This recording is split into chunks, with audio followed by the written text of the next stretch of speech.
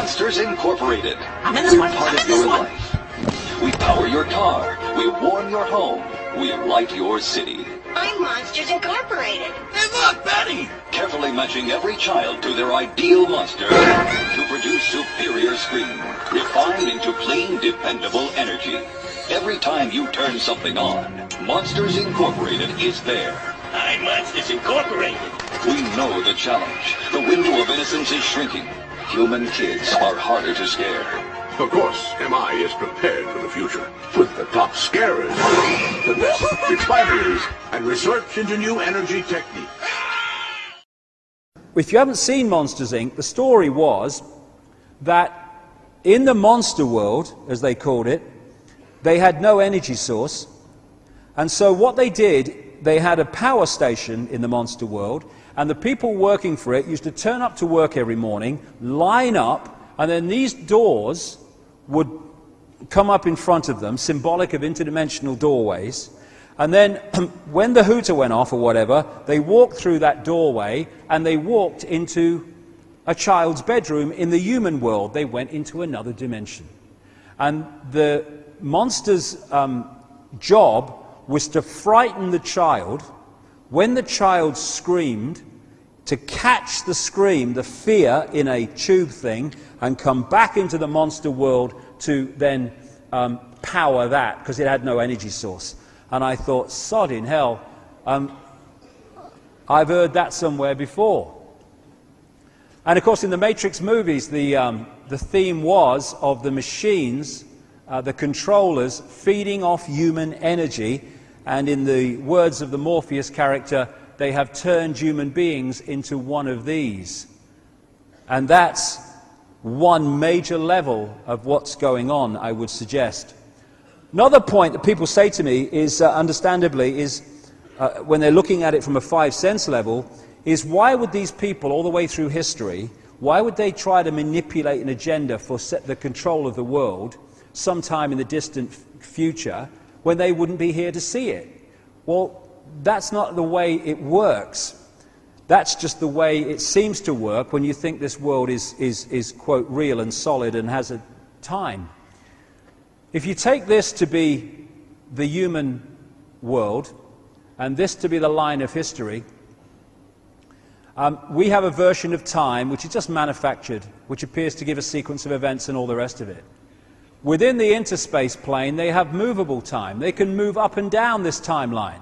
So they can come in here and they can control someone from the 16th century or the 15th century. They come in here, they're controlling people from what we call the 20th century, because the time is an illusion.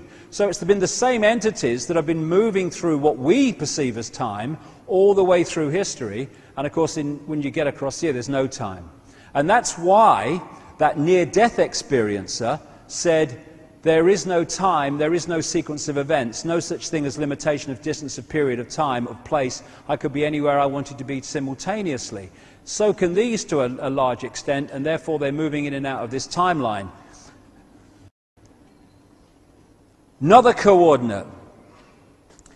To create this situation where people are locked in this vibrational prison and are not decoding the vast range of frequencies they could, therefore opening their awareness, sell them a religion, or sell them something to believe. Might not be an official religion, bricks and mortar religion as my father used to call it, as long as it's a belief system. But the religions, of course, are the most obvious belief system. Once you take on a belief, that belief starts editing what you decode. And you start to enter a mind prison with the walls of the belief being the prison walls. This is a Neil Haig picture. These represent the different religions, and what they're doing is all worshipping the same God or gods in truth. The original religions of these ancient societies obviously went with the people as they located in other areas of the world. Indeed, it was a global society anyway.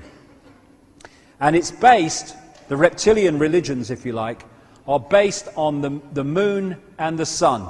The moon goddess and the Son God, overwhelmingly. And they come in many and various forms. All these different religions are based on this same principle while claiming to be different. And these religions came out of these areas of the world that we have seen earlier, is where the bloodlines came out of to a very large extent. This area I've called the religion factory, because that's where most of the major ones came from. Out of this same area came Judaism, came Christianity, came Islam, came Hinduism, and goodness knows how many in between. And these religions, all based on sun and goddess worship and the reptilian gods, when you decode it, went with the bloodlines out across the world, taking this with them. And when they relocated in Rome to form the Roman Empire and the Roman Church, what we call Christianity, was merely the Church of Babylon relocated.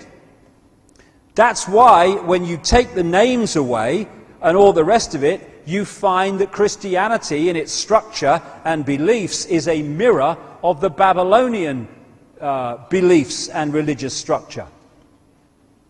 And so the religions again come into this same category, although the followers down here have no idea this is so. In the end, they all, and it's not just these four, this is all just symbolic of the structure, again lead into the same people. And they worship the same gods under different names without realizing it. And I have to say, it's the same with great chunks of what we call the New Age, which is based on the Eastern religions. Now, there's a lot of stuff in the Eastern religions about the nature of reality and vibrations and chakras and all this stuff. It's very, very good. But still, the whole basis of a lot of it is the same story. And I was reading some articles recently by people who've researched this and indeed directly experienced it, and a lot of these mantras that are chanted in Sanskrit, the ancient knowledge of the Indian area, they translate some of them as giving yourself to the gods or God, giving yourself to the deity. And when you make that choice, that decision to give yourself to the deity, you make a vibrational connection, and the deity can suck you dry and control and take over your thought processes because you've just given permission to. You've opened yourself to it. And these are other dimensional entities. And I have to find it strange that this is the New Age Jesus called Santana or somebody, and this is the Jesus as depicted in Christianity. Well, no one knows what Jesus looked like, and yet these two beliefs have come up with the same bloke.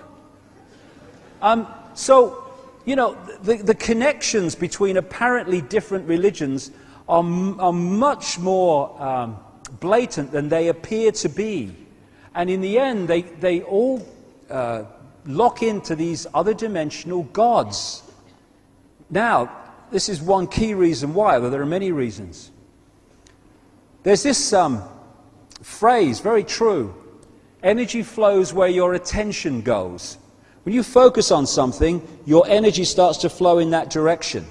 When you worship something on a deep devotional level, you seriously focus your energy in that direction. So what happens when you're starting to focus your attention on different versions of the same gods under different names of the same God singular? Energy flows where attention goes. Christianity. Energy flows where attention goes. Energy flows where attention goes. Energy flows where attention goes. Energy flows where attention goes. Energy flows where attention goes. It's another way that our energy is being milked and vampired by giving our power away energetically, literally, to external gods or a god as we perceive it. The energy is all coming in the same direction, and the two-way flow of influence is coming in the same direction. And my goodness, if you want to focus people on a low vibrational energy, which you can then absorb, how about that for a symbol on which to focus? I saw 9 of these in a church once, 9 of them. Someone being tortured. What are we doing? And of course,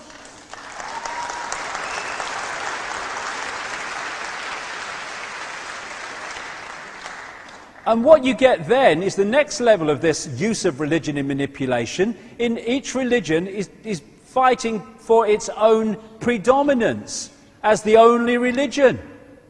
Dominate, chosen people. Again,